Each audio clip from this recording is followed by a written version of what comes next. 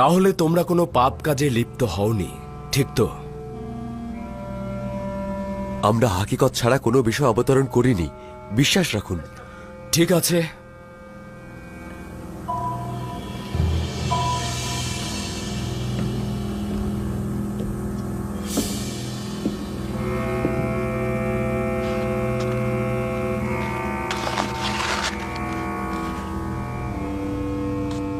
আমরা কেনানের 10 ভাই নিজেদের গোলাম ইউসুফকে মালিক ইবনে জারের কাছে 10 দিরহামে বিক্রয় করলাম।